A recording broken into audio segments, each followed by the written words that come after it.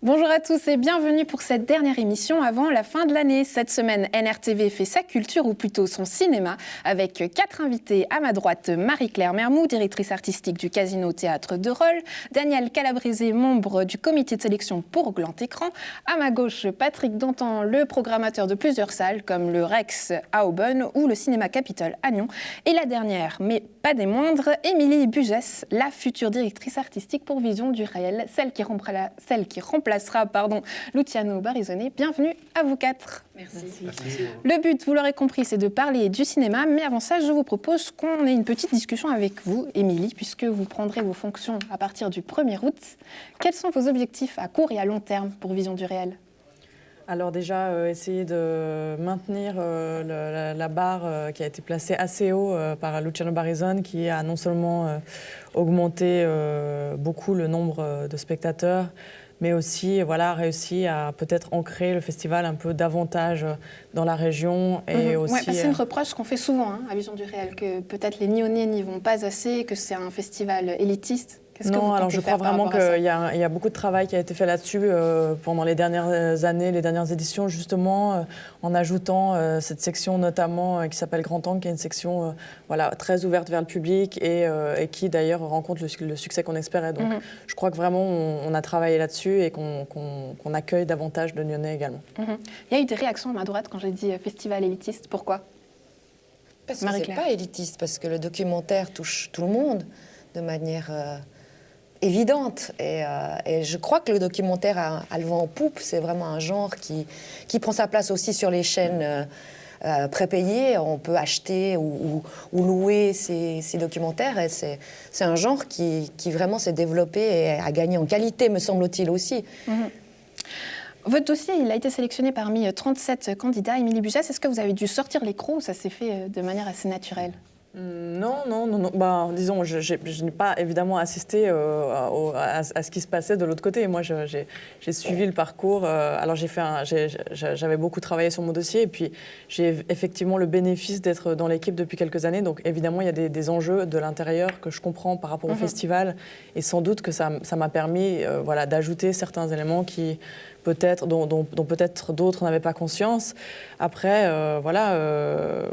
j'imagine qu'après, il devait y avoir... je n'ai pas participé directement au processus de sélection. Donc, moi, tout ce que je peux dire, c'est que j'ai suivi le parcours avec les autres et je suis très, très honorée d'avoir pu parvenir au but. Dans la presse, on a pu lire que vous souhaitez apporter de la réalité virtuelle au cinéma. Comment ? Alors, il faut un petit peu...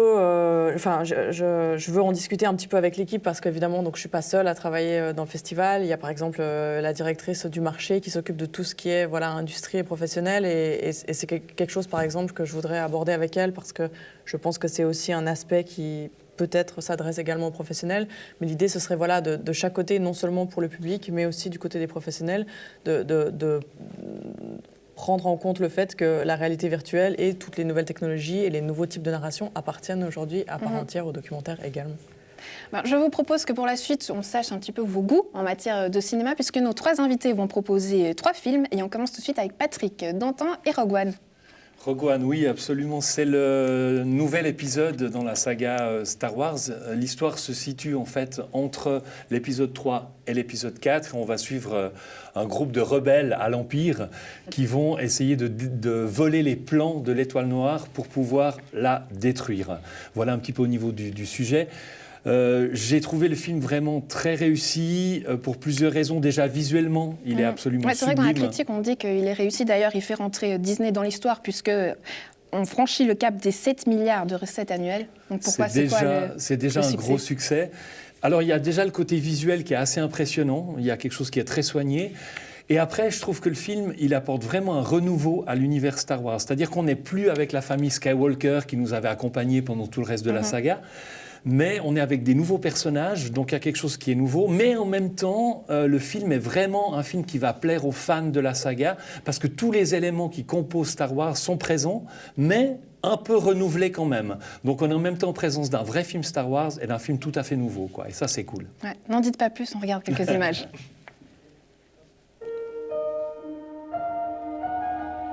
State your name for the record. Jyn Erso. forgery of imperial documents, possession of stolen property, aggravated assault, resisting arrest.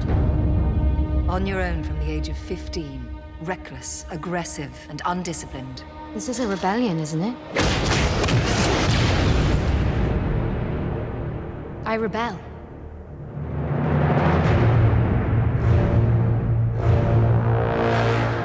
We have a mission for you. A major weapons test is imminent. We need to know what it is and how to destroy it. Is that clear? Yes, sir.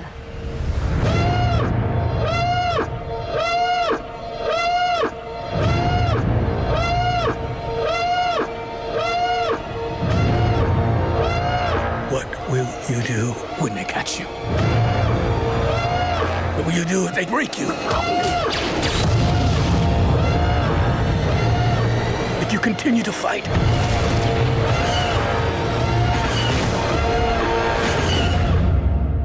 What will you become?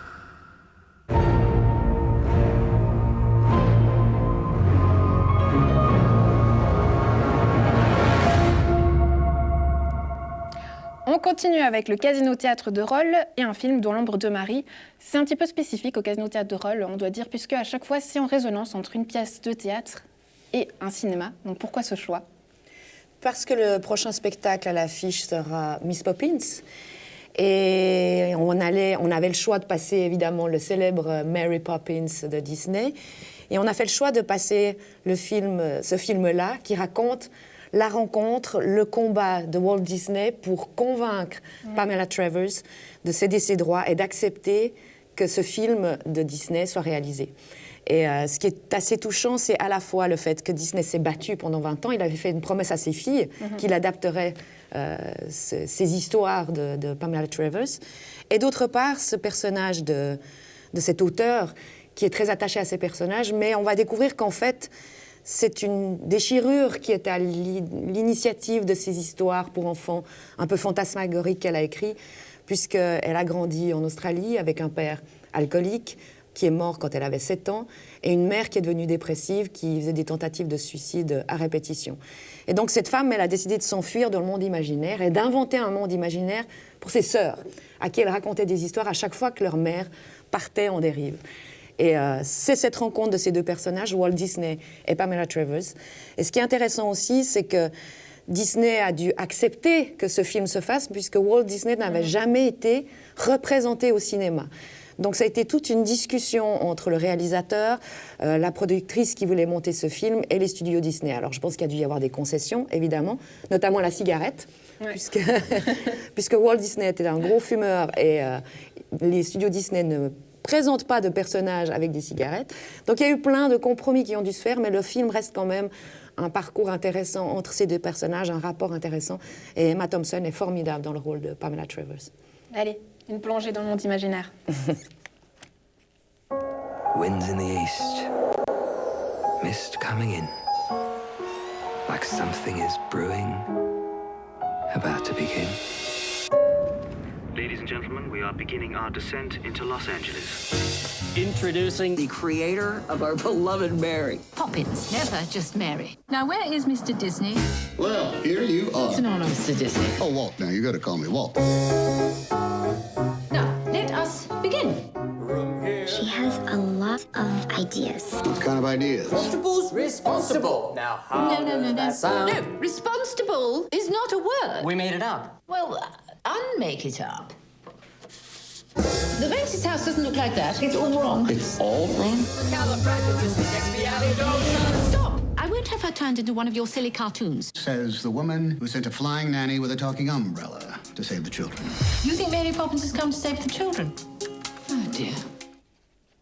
À voir le 30 janvier au Casino Théâtre de Rolles. Et pour le dernier, De vrais mensonges, une comédie romantique, Daniel Calabrese.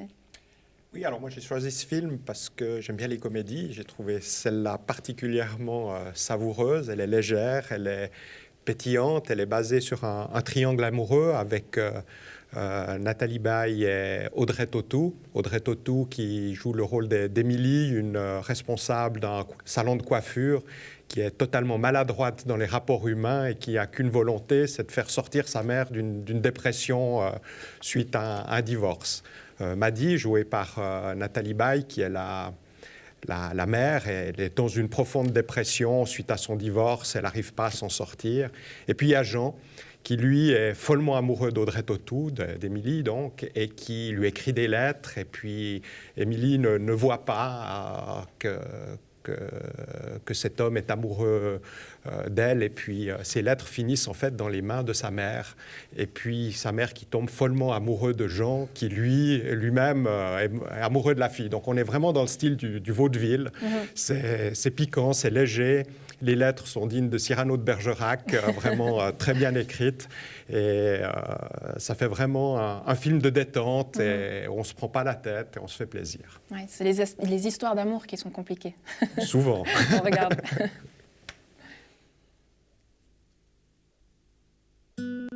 Émilie, je ne vis que du bonheur de vous regarder. Vous me croisez parfois et vous ne savez pas que chaque frôlement est une souffrance. Cette lettre ne vaut rien car elle n'est pas signée. En espérant qu'elle vous enivrera peut-être du seul bonheur de vous savoir aimer. Oh, excusez-moi. Vous pourriez... Bien sûr. Merci. Je t'en prie. Il faut que t'arrêtes avec papa. Ça fait 4 ans qu'il est parti, il reviendra pas. Je sais que tu voudrais que je rencontre quelqu'un de bien, qui m'aime. Même quelqu'un de pas bien. J'ai voulu leur donner un peu de force. La lettre anonyme, je l'ai recopiée et j'ai envoyé. J'ai reçu une lettre d'amour, inspirée, émouvante. C'est formidable. Un ange qui t'a écrit cette lettre. Ça fait 5 jours que j'attends le facteur. T'attends une autre lettre? Toi, si tu recevais une belle lettre d'amour qui te bouleverse, t'en attendrais pas une deuxième? Maddy, Maddy. Bah, il t'a écrit, non? Je vois pas pourquoi t'es déprimée. Ouais, c'est nul. C'est frigide. Ça se dit pour une lettre, ça? Pour celle-là, sûrement. Je l'ai vu. Mon mystérieux amoureux. Mais qu'est-ce que tu racontes? Excusez-moi, je vous dérange. Un petit peu. Pas moi, en tout cas. Vous pourriez pas la sortir un peu, juste à regarder avec les yeux qui brillent? Je ne sais pas faire les yeux qui brillent sur commande. Il le reste d'ailleurs. Mais qu'est-ce qui t'a pris, maman? C'est toi qui m'as dit de le charmer doucement, de loin. Mais ça doucement et de loin. Mais je peux quand même pas le faire de mon canapé. C'est quelqu'un de très timide. Je crois qu'il a juste envie de m'arracher mes vêtements. Tu sais qu'il m'a embrassé avant de partir. Et hop, sur le capot d'une bagnole. Pour un gars si réservé, c'est plutôt surprenant. Faut croire que je l'ai rendu heureux. T'emballes pas trop quand même. Où est-ce que vous allez? Parlez à votre mère. Ah non, s'il vous plaît, faites pas ça. Ah, c'est la merde. Ah, c'est vraiment la merde. Un film à voir le 9 février au théâtre de Grandchamp. Émilie Bugès, quel est votre choix et pourquoi? Rogue One. Parce qu'on est en plein comité, on est en pleine sélection en vision du réel, donc je vois des documentaires toute la journée, toute la nuit. Et du coup, là, j'avoue que juste un bon blockbuster avec des coups d'éclat dans tous les sens, ça me paraît parfaitement adapté. Très bien. Bah voilà, Patrick, vous avez un premier point. Ah, il y a des points carrément. Voilà. Pour vous, c'est un petit peu spécifique, je dois dire, parce que vous êtes surtout connu pour proposer du théâtre. Donc comment est-ce qu'on fait du coup pour attirer des gens pour venir voir du cinéma? Est-ce que ça reste difficile? Daniel, peut-être? Alors, c'est vrai que le cinéma, attirer les gens, c'est pas simple. Hein. Il faut se faire connaître, la communication, c'est un art difficile. Je crois qu'on manque de notoriété un petit peu à Grandchamp. Les gens n'ont pas le réflexe. Quand on parle avec eux, ils disent « Ah, il y a du cinéma à Grandchamp ». Ben oui, il y a du cinéma à Grandchamp et il faut y venir. Pourtant, la municipalité communique, fait des flyers et il y a une belle programmation. Alors autant l'open air, ça fonctionne bien, il y a du monde, c'est peut-être un petit peu venu dans les mœurs. Autant que l'antécran, je pense qu'il y a des habitudes à prendre. Alors ça vient gentiment, ça dépend des films, mais petit à petit, on commence à fidéliser un certain public. Est-ce que vous vous sentez du coup en concurrence les uns des autres? Absolument pas. Non, parce qu'en plus, je pense que la programmation est diversifiée. Je trouve qu'il y a quelque chose de complémentaire au cinéma. À partir du moment où on commence à prendre plaisir à voir des films, à s'intéresser aux acteurs, aux réalisateurs, à l'histoire en fait du cinéma, plus on en voit, plus on a envie d'en voir. C'est-à-dire que tout d'un coup, une fois qu'on a appris, voilà, c'est une pelote de laine, on tire un fil et il y a plein de choses qui vont venir. Donc je pense que c'est plutôt ça qui se met en place. Et c'est cool. Il y a le côté social, c'est aller voir un film avec d'autres gens et ressentir les émotions des autres. Et c'est peut-être en ça que pour nous, ça paraissait un peu une évidence de proposer une programmation, puisqu'enfin on est équipé pour le faire. Et les gens ce qui est intéressant, c'est de discuter avec les gens qui voient le spectacle et le film, ou le film et le spectacle à la suite, parce qu'il y a vraiment des échanges, des discussions, et ça nourrit une thématique, un sujet ou une proposition artistique. Je crois qu'on est vraiment tous ensemble dans une même bataille, parce que l'idée, c'est vraiment, en effet, que les gens gardent l'habitude d'aller au cinéma, d'aller voir des spectacles, de faire des choses à l'extérieur ensemble, en effet.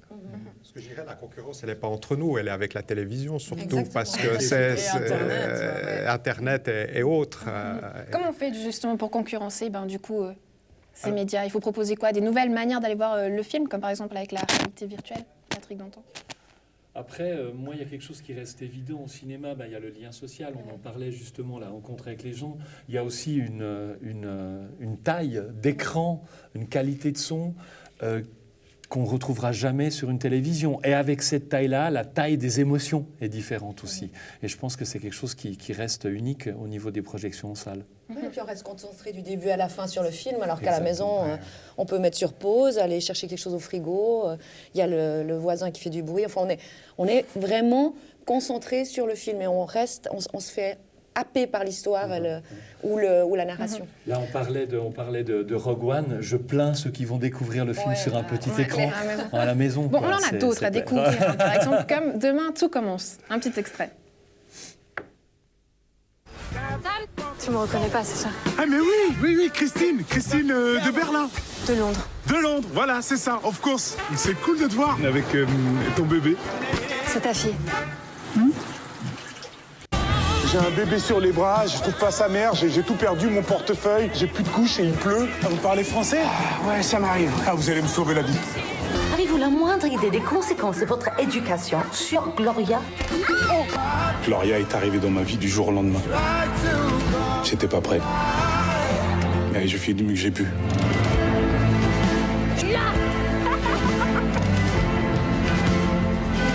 Elle va revenir. Laisse-lui juste un peu de temps. Tu t'en doutes pas.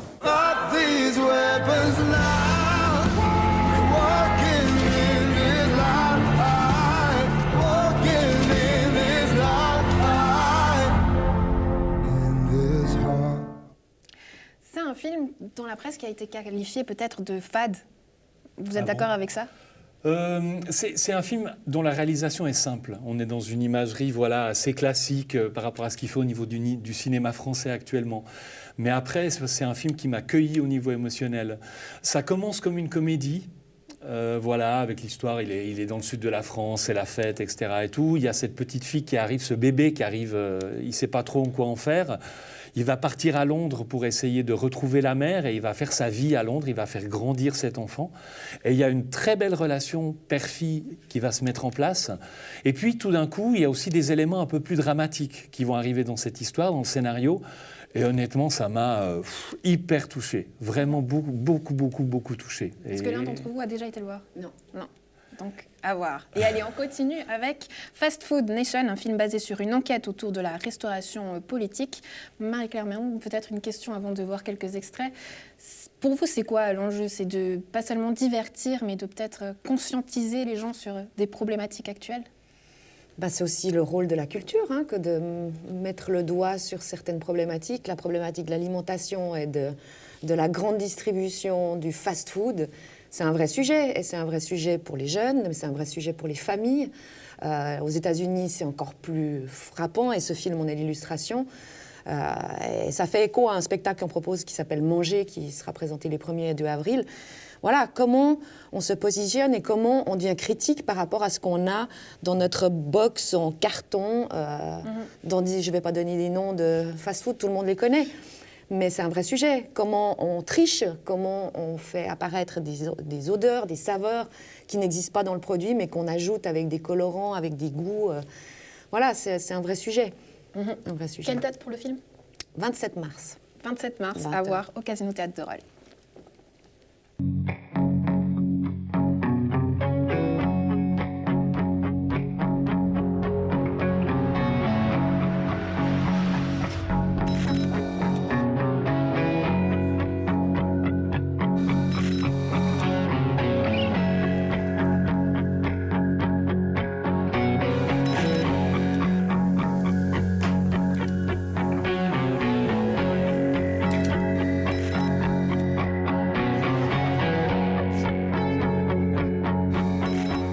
Le taux de coliforme fécal atteint des valeurs records. Vous voyez ce que je veux dire? Pas précisément. La viande contient de la merde.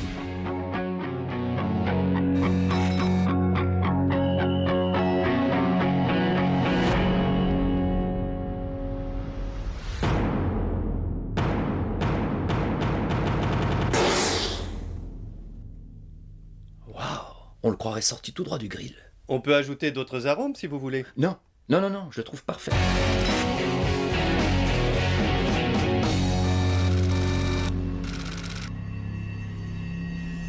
Émilie Buset, ça c'est peut-être quelque chose que vous avez plus l'habitude de voir, c'est vrai? On reste dans le documentaire, je ne sais pas, est-ce que vous regardez que ça ou vous vous ouvrez quand même au reste? En l'occurrence. Ça, c'est pas vraiment du documentaire. Là, c'est vraiment une fiction qui s'adosse potentiellement à des problématiques existantes. Mais qui est basée sur un livre qui, lui, alors par contre, est écrit de façon comme une enquête qui a été menée. Et ils en ont fait une entre guillemets fiction, mais basée sur des faits réels, ça c'est sûr. Il y a une réalisation qui est quand même assez réaliste en fait dans la façon dont c'est traité, quoi. Quelque chose qui pourrait se rapprocher. Après, on n'est pas dans un doc, c'est clair. Voilà. Dernier petit tour de table pour savoir quels sont vos blockbusters, les films à voir et revoir à Noël. Calabrese. Difficile à dire. Ouais, moi je suis assez pour Rogue One. Mais les films cultes qu'on a l'habitude de voir à Noël. Par exemple, Le Père Noël est une ordure, je sais pas. Marie-Claire. Ça, alors c'est celui-là, il est peut-être en tête de liste, ouais. Patrick Danton, il est aussi drôle. Autrement, il y a La Mélodie du Bonheur, qui est très sympa aussi, film comédie musicale qui peut paraître un peu kitsch peut-être maintenant, mais qui est quand même un sacré film, quoi. Pour vous, Un jour sans fin. D'accord. Le film avec la fête de la marmotte qui se répète chaque jour, que je me lasse pas de voir chaque année. Daniel, vous avez trouvé votre choix? Je sais pas, je trouve que c'est un petit peu dommage, on nous les ressasse un peu trop souvent, je trouve, à la télévision, justement, c'est un peu toujours les mêmes qu'on voit, et je trouve ça un petit peu dommage. Donc non, alors, j'ai pas de choix. Je vais vous proposer du coup d'autres choix à faire pour ces fêtes de Noël, comme par exemple le 23 décembre, fêter Noël au Caveau à la Parenthèse, qui réunit le collectif Apax Noise Populi et la Parenthèse culturelle pour vous faire passer une soirée de dingue. Du 1er au 3 janvier, les 3 musées de Nyon seront ouverts et gratuits, donc allez-y pour y faire un petit tour. Marie-Claire Mermont, Casino Théâtre de Rolles, qu'est-ce que vous proposez? Alors nous, on fait une petite pause, mais on reprend le 8 janvier avec notre traditionnel concert du viennois du Petit Nouvel An, qui est le moment où justement on parlait de se rassembler. C'est essentiellement, je le reconnais, des personnes âgées, mais c'est important qu'ils aient ce moment-là. On propose un cocktail après, donc les gens viennent écouter cette musique légère, musique viennoise de la belle époque, qui fait un peu froufrou et qui pétille. Et puis après, ils restent, ils mangent, ils discutent, et généralement... fait partir les derniers vers 22h alors que le concert est à 17h. Voilà, donc, Et puis pour les cinéphiles, peut-être encore un film, Patrick Danton, que vous nous avez proposé, c'est Nocturnal Animals. C'est pas très gai quand même pour les fêtes de fin d'année. Il va sortir le 4 janvier, donc on est un petit peu en avant-première, ça sera pour juste après les fêtes. C'est le nouveau film de Tom Ford, qui à l'époque était couturier pour Gucci, entre autres, et qui avait réalisé un premier film qui s'appelait Single Man en 2009, qui avait été vraiment encensé par la critique et par les primés, etc., et tout un peu partout. Là, on est dans un film qui mélange en fait deux histoires. Il y a d'un côté l'histoire de Suzanne, qui est en fait une organisatrice d'expositions d'art contemporain. Donc on est dans un univers qui est très Tom Ford, de très classe, design, froid, etc. Et elle va recevoir un livre que son ex-mari qu'il a écrit en fait, et qui raconte une histoire qui se passe au Texas, dans un Texas poussiéreux, voire même misérable, et nous raconte l'histoire un peu plus trash, on va dire, d'une famille qui va se faire harceler par des criminels dans ce décor un peu désertique. Et bien entendu, les deux éléments vont se rejoindre autour d'un drame amoureux. super réalisation, intelligence dans la construction du scénario, un film à découvrir qui, à mon avis, sera un des meilleurs de 2017. Très bien. Donc avant de regarder quelques images, merci à vous d'avoir été avec nous. À la maison, il ne nous reste plus qu'à vous souhaiter de bonnes fêtes et on se retrouve très vite pour de nouvelles aventures culturelles. D'ici là, vous savez, portez-vous bien. Édouard ? Salut. Suzanne, salut. C'est génial. Mais t'es magnifique. T'as pas changé. Tu savais que t'étais mon premier amour. T'étais mon premier amour aussi. Ne fais pas ça. Il est trop faible pour toi. Ce que tu aimes chez lui finira par te faire horreur. J'ai vraiment tout fait pour devenir celle que tu as imaginé que j'étais. Quand on aime quelqu'un, il faut faire attention. On vit pas ça 2 fois.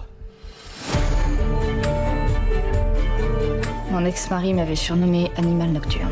Je savais pas que t'avais un ex-mari. Tu l'aimais? Je lui ai fait quelque chose d'horrible. Je l'ai quitté, et sans mettre de gants. Qu'est-ce qu'on va faire? La question, c'est de savoir si vous tenez réellement à ce que justice soit faite. Vous êtes cinglé. Vous faites une grosse erreur. Je regretterai toute ma vie d'avoir fait ça. Si on les laisse partir, ils vont en baver. On va pas savoir quand ça va leur tomber dessus. Personne ne peut s'en sortir en ayant fait ce que t'as fait.